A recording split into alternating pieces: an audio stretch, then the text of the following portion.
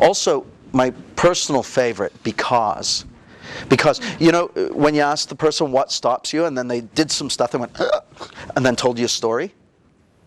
The story is because people love reasons for things. We love our world to make sense, to be rational and that sort of thing. So people make up stories about stuff. The because is the conscious mind's way of making sense of the world. And so there was a study done. Have you guys heard of a guy called Cialdini? Wrote a book called Influence. Awesome book, Influence, the Psychology of Persuasion. Very, very cool book from a hypnotic perspective.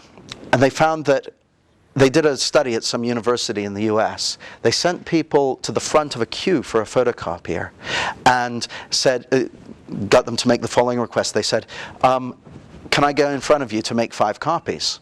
And most of the time, like 60% of the time, they were told, no. But then they sent them to the front of the queue and said, can I go in front of you to make 5 copies because I'm late for a class and I need to get there on time? All of a sudden, the compliance rate went up to 93%, just because they'd given a plausible reason. But then they tried a third, and for me, the most exciting part of this test, they got them to go to the front of the queue and said, can I go in front of you and make 5 copies because I need to make some copies? And the compliance rate was still 93%, because they'd used that magic word, because.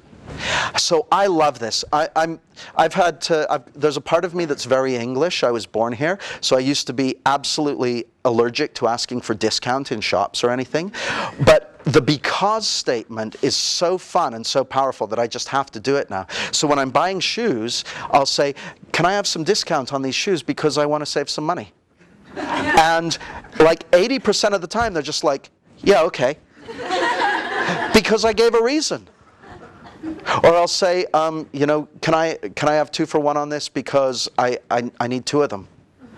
For me, part of the fun is in being as asinine as possible about it, in terms of having the stupidest reason for it. But because people tend to be they tend to respond in an automatic way. Now the thing is, from a low response rate to 93%, just because you use the word because, means that's an incredibly powerful tool that you have in your hands every time you work with your clients. I've brought out my hypnotic language cards here, and I don't usually do pitches from the podium. Well, I sometimes do, but I'm passionate about language, and these decks of cards are the most powerful way we've discovered about wiring this stuff in, because it makes it fun and easy. And one of the things I've discovered with wiring in language patterns is that when you use this stuff in a systematic way, it just massively increases the effectiveness of what you're doing, because everyone understands language on some level.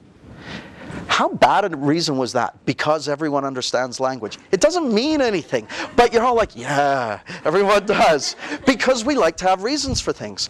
I don't know if we actually like to have reasons for things, but I always say that after I say because, and everyone's kind of like, yeah, because that's the way the mind works. Now, here's the thing. It doesn't, as long as you don't say something that's completely implausible, like, you know, this is going to work for you in a powerful way because you're a huge banana. The person's going to mismatch that. They'll go, whoa, hang on, I'm only a medium-sized banana. But as long as what you say isn't off the scale implausible, they'll tend to pick it up. And it's so powerful that I think it's your duty to use the word because wherever possible, because it's fun. And it's a fun way.